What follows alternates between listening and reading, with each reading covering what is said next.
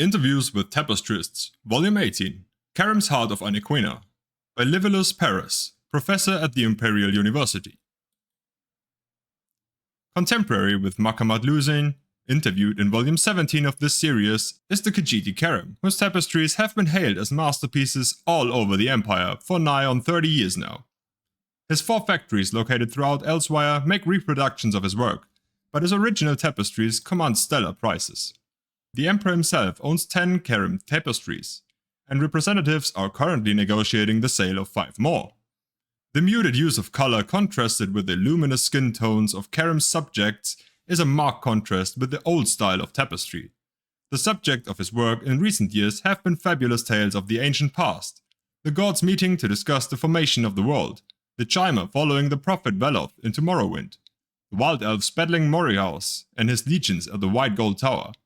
His earliest designs dealt with more contemporary subjects.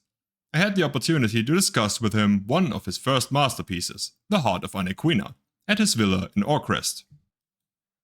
The Heart of Aniquina presents a historic battle of the 5-year war between Elsewhere and Valenwood, which raged from the 3rd Era 394 or the 3rd Era 395, depending on what one considers to be the beginning of the war, until the 3rd Era 399. In most fair accounts, the war lasted 4 years and 9 months. But artistic license from the great epic poets added an additional 3 months to the ordeal. The actual details of the battle itself, as interpreted by Cherim, are explicit. The faces of 120 Wood Elf archers can be differentiated one from the other, each registering fear at the approach of the Khajiit army. The hauberks catch the dim light of the sun. The menacing shadow of the Elsewhere battle cats loom on the hills, every muscle strained, ready to pounce in command. It is not surprising that he got all the details right, because Cherim was in the midst of it, as a Khajiit foot soldier. Every minute part of the Khajiit traditional armor can be seen in the soldiers in the foreground, the embroidered edging and striped patterns on the tunics, each lacquered plate on loose-fitting leather in the Elsewhere style, the helmets of cloth and fluted silver. Cherim does not understand the point of plate mail, said Cherim. It is hot for one, like being both burned and buried alive. Cherim wore it at the insistence of our Nord advisors during the Battle of Zelenin, and Cherim couldn't even turn to see what my fellow Khajiit were doing. Cherim did some sketches for a tapestry of the Battle of Zelenin, but Cherim finds that to make it realistic, the figures came out very mechanical, like iron golems or drummer centurions. Knowing our Khajiit commanders, Cherim would not be surprised if giving up the heavy plate was more aesthetic than practical. Elsewhere lost the Battle of Zelenin, didn't she? Yes, but Elsewhere won the war, starting at the next battle, the Heart of Aniquina, said Cherim with a smile. The tide turned as soon as we Khajiit sent our Nordic advisors back to Solitude. We had to get rid of all the heavy armor they brought to us and find enough traditional armor our troops felt comfortable wearing. Obviously, the principal advantage of the traditional armor was that we could move easily in it, as you can see from the natural stances of the soldiers in the tapestry.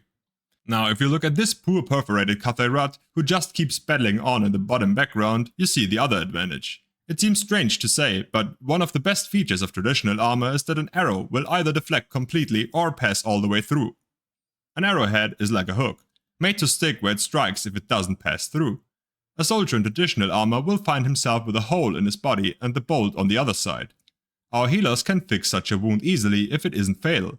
But if the arrow still remains in the armor, as it does with heavy armor, the wound will be reopened every time the fellow moves.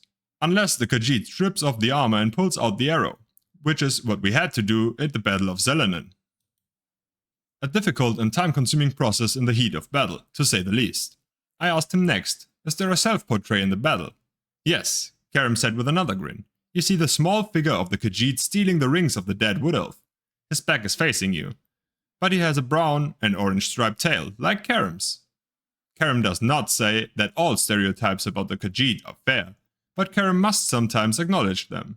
A self-deprecating style in self-portraiture is also evident in the tapestries of Ranulf Hook, the next artist interviewed in Volume 19 of this series.